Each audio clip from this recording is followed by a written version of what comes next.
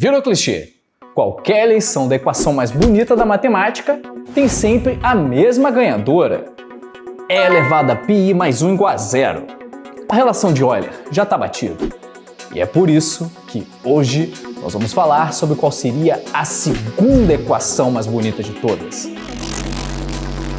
Eu me chamo Daniel, você está no Tem Ciência e eu posso até concordar com a primeira colocação da relação de Euler. Bom, ela envolve os 5 números mais famosos da matemática numa relação simples e elegante. É a constante de Euler, π, que dispensa apresentações, e o número imaginário 1 e 0. É justo que seja considerada a equação mais bela, mas quem ficaria no segundo lugar?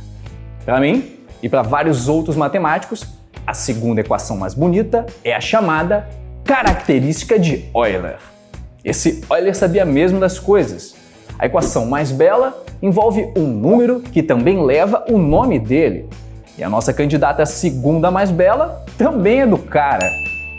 A característica de Euler é mais conhecida na forma V menos A mais F igual a 2. Eu sei, olhando assim, parece lá essas coisas. Primeiro, quem são V, A e F?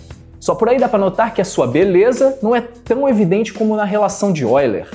É aquele tipo de beleza mais sutil, misteriosa, que vai se revelando aos poucos conforme olhamos mais e mais, até ficar realmente estonteante. E percorrer esse caminho é o objetivo desse vídeo. A equação vale para poliedros convexos, como por exemplo os poliedros de Platão. Ela diz que os vértices menos as arestas mais as faces de qualquer poliedro convexo dá sempre 2. No tetraedro, são 4 vértices, 6 arestas e 4 faces. V menos A mais F dá 2. Não precisa ser um poliedro platônico. Por exemplo, esse aqui tem 9 vértices, 20 arestas, 13 faces. V menos A mais F dá 2. A fórmula vale sempre. E se você tem uma alma, precisa saber por quê. A característica de Euler pertence ao ramo da topologia, não da geometria. Isso significa que complementos e ângulos não são importantes nessa fórmula.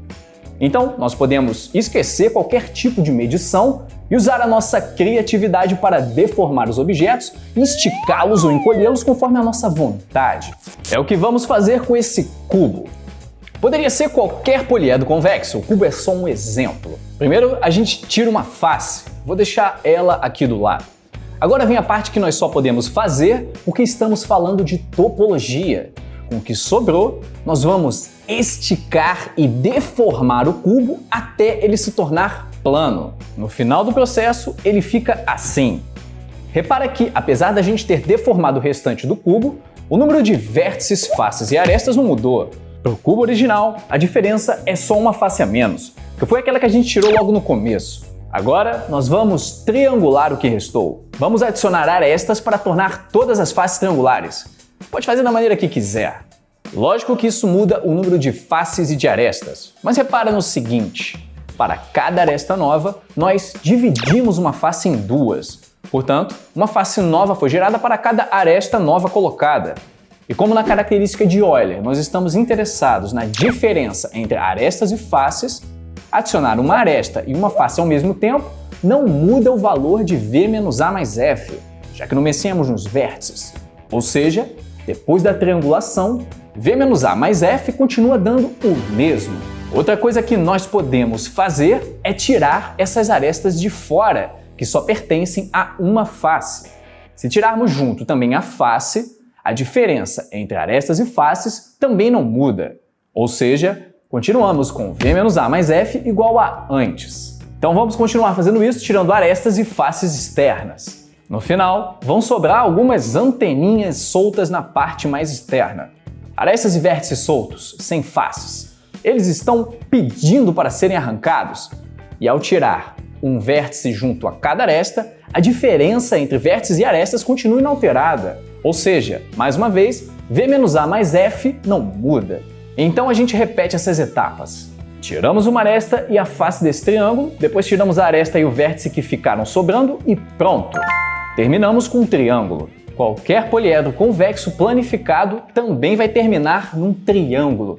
E a relação de V menos A mais F é a mesma. No triângulo, são 3 vértices menos 3 arestas mais uma face, que dá 1. Juntando com aquela face que nós removemos logo no começo, o final dá 2.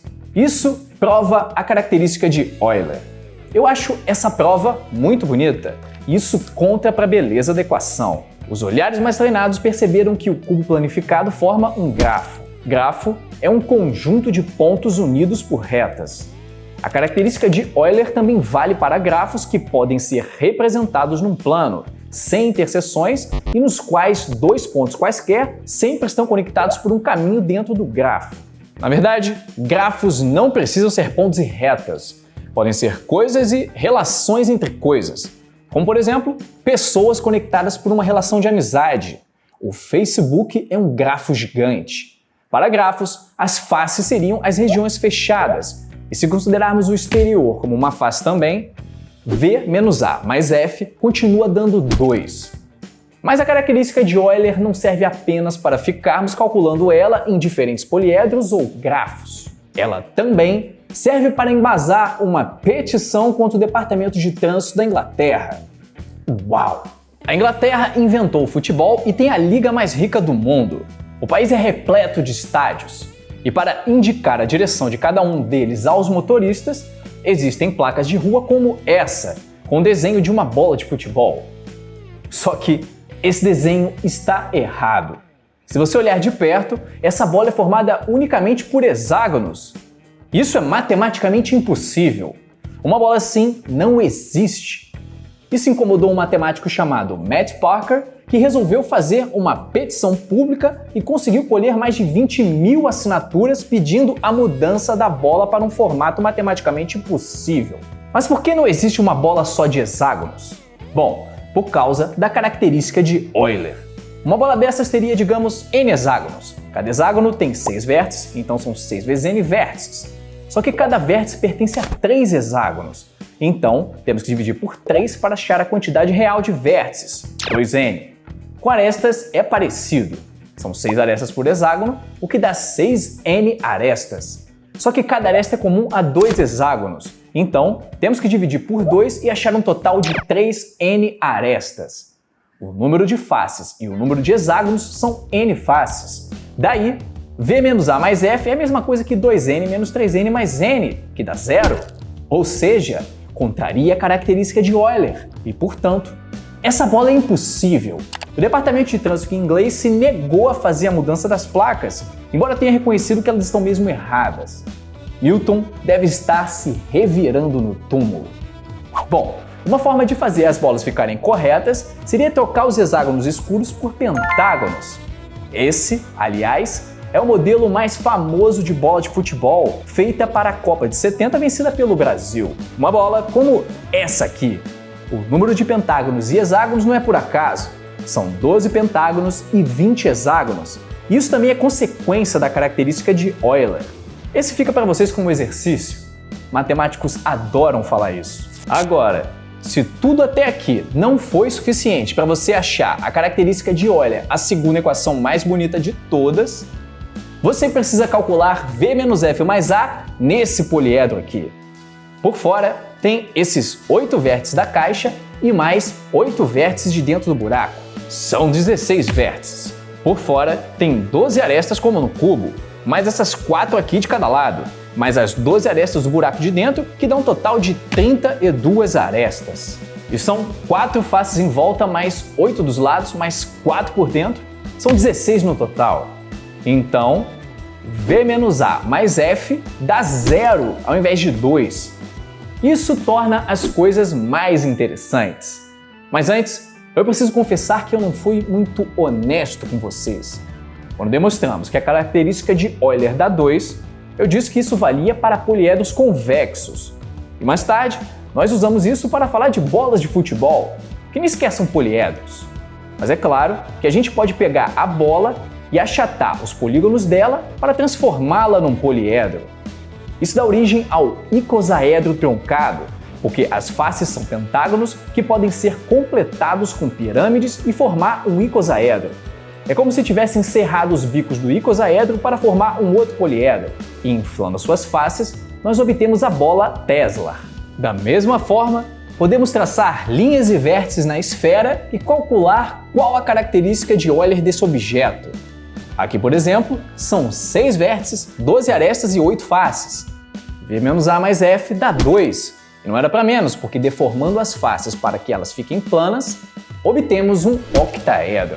O que acontece é que a característica de Euler é um invariante topológico. Sempre que você consegue deformar um objeto no outro, a característica de Euler não muda. Qualquer coisa que puder ser deformada numa esfera, como é o caso dos poliedros convexos, vai ter a mesma característica de Euler.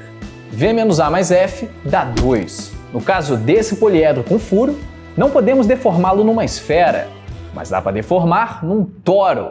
Essa casca de rosquinha. E como você não consegue deformar uma esfera num toro, por causa do furo, V menos A mais F tem que ser diferente no toro, pois a característica de Euler é uma forma de diferenciar objetos que não se transformam uns nos outros. Nesse nosso poliedro aqui, V menos A mais F dá 0, ou seja, a característica de Euler do toro é 0, enquanto na esfera é 2. No bitoro, que tem 2 furos, a característica de Euler tem um valor diferente. Ela dá menos 2. Você pode ver isso imaginando 2 zeros como esse empilhados formando um 8. A característica de Euler desse poliedro é menos 2, já que ele é deformável em um bitoro.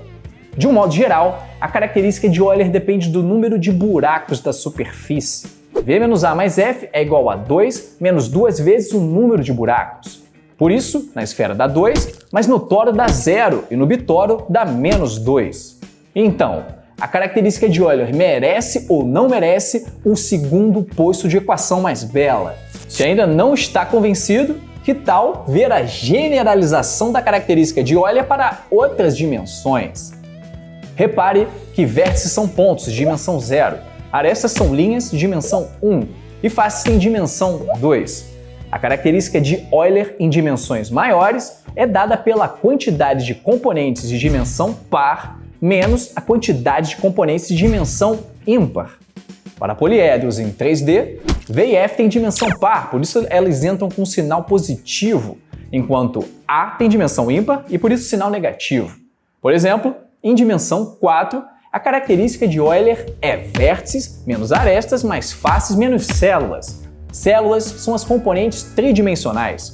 Por exemplo, olhe para o tesserato, o cubo em 4 dimensões. Aliás, essas animações são projeções do cubo 4D num espaço 3D. Da mesma forma que, olhando um cubo comum por cima através de uma das faces, a gente tem uma projeção dele num plano, que, aliás, é o equivalente do processo de planificar o cubo que fizemos no começo do vídeo. A mesma coisa são essas imagens do tesserato. São projeções vistas através das células. Pois bem, o tesserato tem 16 vértices, 32 arestas, 24 faces e 8 células, que são 8 cubos 3D. Daí, V menos A mais F menos C é igual a 0. E as coisas não param por aí. Podemos ir mais a fundo numa matemática cada vez mais abstrata e descobrir várias outras coisas sobre a característica de Euler. Como eu disse, é uma beleza que vai aumentando conforme descobrimos mais e mais a seu respeito. Mas, uma coisa simples que pode ser feita com essa equação é provar que só existem 5 poliedros de Platão. Só que, além dessa demonstração topológica usando a característica de Euler, dá para provar isso também de maneira geométrica, como eu fiz nesse vídeo aqui do lado, em que eu também conto como generalizamos os sólidos de Platão para outras dimensões. Mais uma vez, foi um grande prazer e até breve!